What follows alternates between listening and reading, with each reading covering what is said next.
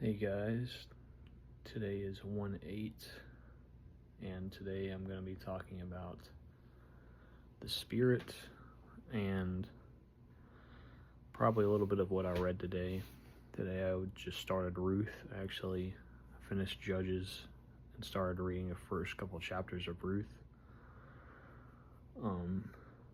But yeah, like I said, the first thing today is to do with the Spirit. Yeah. One of the important things I need to highlight, I guess, before I start is to trust in the Spirit and to not only ask God the Father and Jesus for help, but the Spirit as well, which, to be honest, I never even thought of before I came back to Him. The entire time I was a Christian when I was growing up, I never once thought to ask the Spirit itself for, like help or something like that. I don't think. Not that I can remember. Yeah.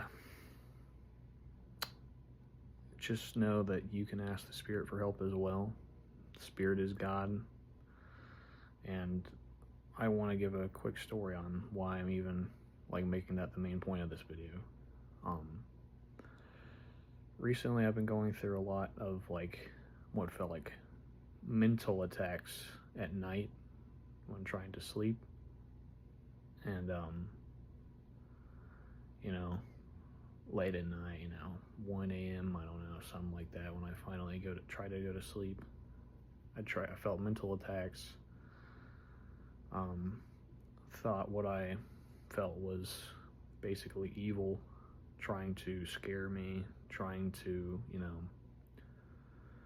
get me to be afraid, get me to be scared, because, it's nighttime, it's dark, it's, trying to make, I felt like evil was trying to make me anxious and scared. And another thing was I pretty certain I saw things in my room moving on their own, just to be completely honest. Yeah, so it's like every time something like that would happen, I would pray, I don't think I gave in to fear too much, but I just would pray, Jesus, be with me and deliver me from this evil, and take this evil out of here. And it would work. But then, an hour later, I would wake up again, and I would let the thoughts of what happened like an hour prior get to me. I would let the anxiety and the scaredness of what happened like an hour prior get to me, and that was just inviting the evil to come back, or try to come back into me and scare me again.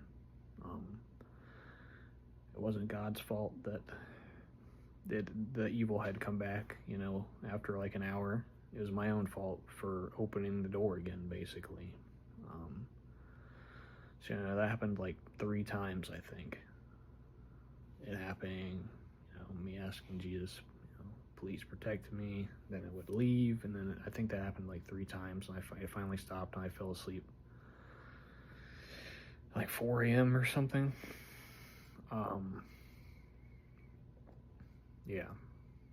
Then the next night, the following night, which was last night, I tried to tell myself I wasn't worried about nighttime again, and that what happened the prior night wouldn't matter, But I could definitely tell, I was staying up on my phone again till like 1 a.m., trying to, take my mind off of it instead of trusting in Him and trusting in the Spirit to protect me, rather than, instead I was trying to rely on my own pride and distractions that I wouldn't get scared, or the evil would come get me again, basically. So I guess I should describe it as well, let me back that up. like the last video I watched before going to sleep, and I was already anxious by that point because I figured it was probably gonna be the last video I was watching before trying to sleep, and I was already starting to get a little anxious. It was actually about this guy's, testimony. He was a drug addict, I believe. One of the last things he mentioned was about, speaking in tongues and the spirit coming on him and stuff like that. And it wasn't even like the whole point of the video. It was just something that he mentioned that happened. As I turned the video off, I think, maybe the tongue thing will never happen to me. Maybe I don't deserve that, or obviously we have different gifts. It's not that you don't deserve the gift of tongues, but you have something else, obviously. So, as I turn off the video and tiny bit anxious, thinking about the things that happened the night prior, I have a random thought to, just thinking, more, I guess it's more about what I already said, but thinking about the tongues thing again. And then out of nowhere, I get random voice basically within my own head, or soul, if you want to say, speaking in sounded like a Middle Eastern language I had never heard before in my head. I was like, what? Where did that come from? And not even half a second later, not even a second later, I got the full English translation of what was said in my head as well. And I could, without even telling me, I could tell it was the Spirit. I just knew. And then in the English translation of the words was, trust in me. Put your trust in me. At that point, I started to pray, okay, Spirit, I will put my trust in you and not be scared. That was the first time I may have ever tried to talk to the Spirit directly rather than to Jesus or the Father. And immediately when I'm in that prayer of thankfulness that, my anxiety was starting to go away because the Spirit said to trust in Him, and I was starting to prayer of thankfulness, another shorter sentence came into my head of that random Middle Eastern language I had never heard. And this time, after it was over, I got, again, half a second later, the English translation in my head of what it meant. And it said, the Spirit said, in Christ we are one. And, me at that point, I'm like, whoa, okay, yep, yes, sir, yeah, okay. Trust me, that definitely took away a lot of my fears and anxiety about what happened the night prior.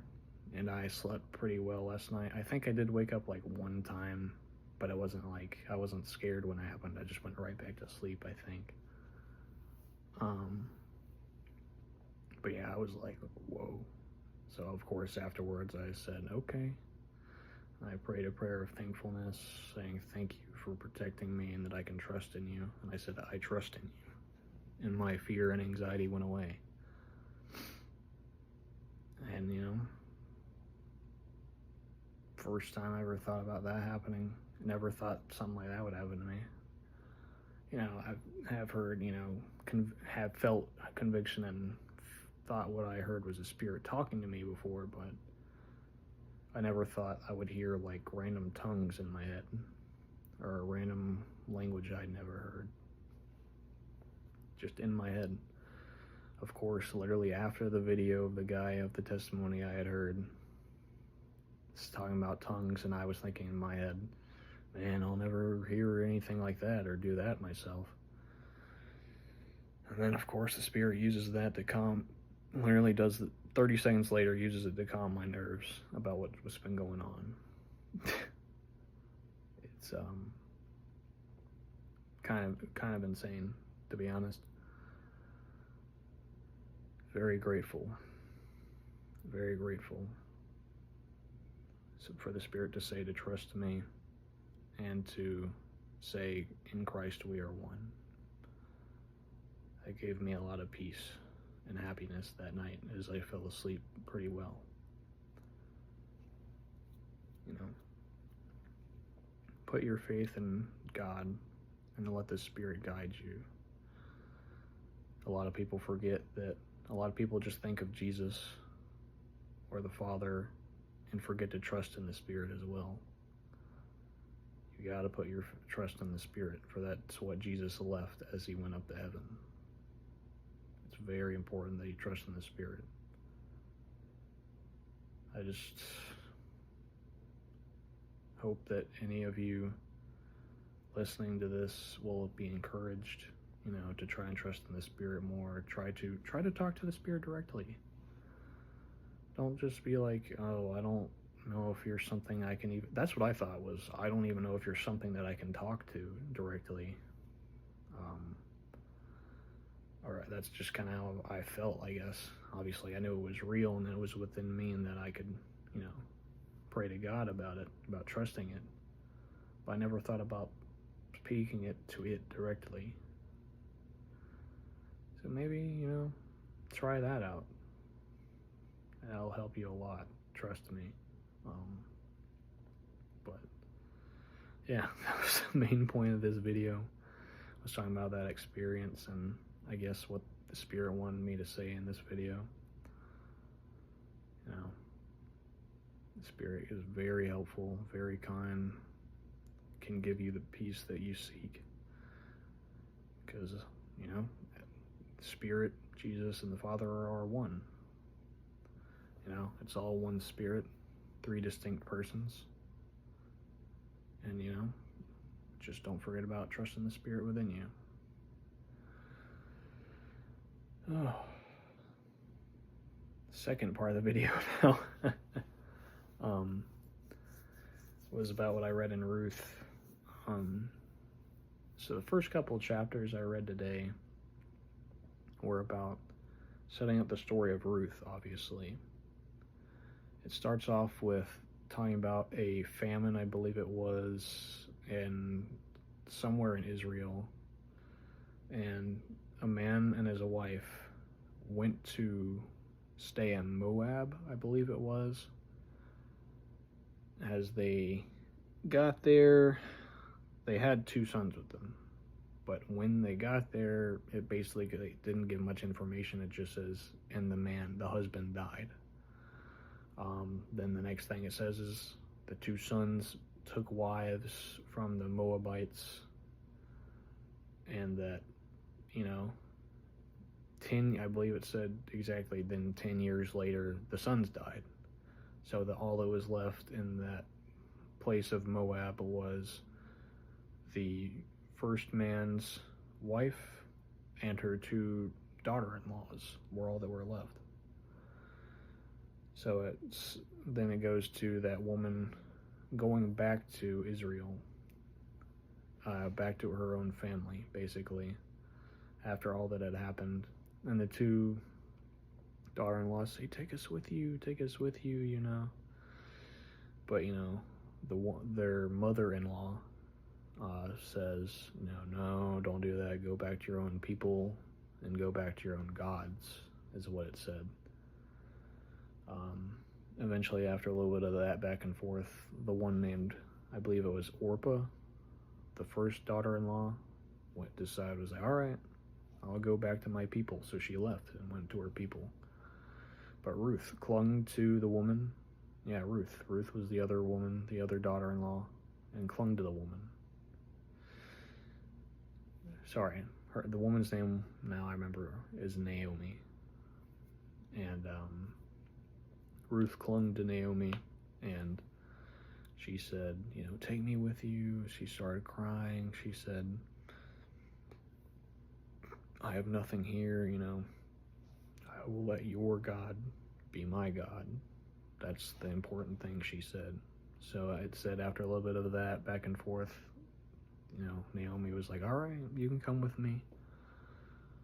You can come with me. So they went back to Israel to live with the woman's, or near the woman's relatives, and she sends Ruth to go to a man named Boaz, who was Naomi's brother-in-law, actually. It's like, go to this man, he'll help you, because at that time I said there was a famine. So Ruth went to the man's fields, and it said, would pick up grain that was left after the harvesters had come through. And it said the man Boaz, was very kind to her. Was like, yeah, take as much as you want. Yeah, here's actually a little bit of food for you. Eat this. Take as much as you need. Take some with you as well. And told all the harvesters and the men, specifically, don't harm her. Don't say anything to her. I can vouch for her, is what he said, basically. And that she was to stay basically with the women, I think, work group as the day went on, and she was allowed to, pick up the grain that was left. And that's, basically about how it ends, chapter 2 or 3, with Ruth coming back with a bunch of threshed barley or wheat, I believe it was, that said 1 ephah, which is 30 pounds, I think it was. It said it's quite a lot. And Naomi was like, oh, thank goodness, see, you can trust that guy, thank goodness he did that for you, and her and Ruth were pretty happy about what had happened. And that's where it stopped so far. I've only read the first 2 or 3 chapters, and one thing I want to say about that is a lot of us should be like that man Boaz. They aren't. You don't know what someone's been through, where someone's coming from, what, doesn't matter what they look like, where they're from, stuff like that. He accepted her, said, hey, here, take what's left over. I won't take it and take it as more profit. The scraps that's left over, I'll let you have it so that you may eat. I think it's important to note that we should be a lot more kind, generous, and giving, especially to those we don't know. Because, like I said, we don't know what they've been through or where they're coming from. Be kind to everyone and be generous when you can, as obviously Christ calls us to be. I think, that was pretty much the main point I wanted to get from those first couple of chapters, was to be basically like that. Because he had no idea who that woman was. He obviously probably knew who Naomi was, because she was his sister-in-law, technically, but he had no idea who Ruth was. I don't think Ruth even said who she was in relation to Naomi. She didn't say anything about it. So that man didn't know he was technically her uncle-in-law or something. He just did it out of the kindness of his heart. It allowed her to have a lot of food to take back home in a time of famine. It did not, scorn her whatsoever, but encouraged her. We should be a lot more like that. And that about does it for today. I just pray that anyone watching this has a good night, have a good day, have a good evening, morning, whatever. Just trust in the Spirit and be kind to those you don't know.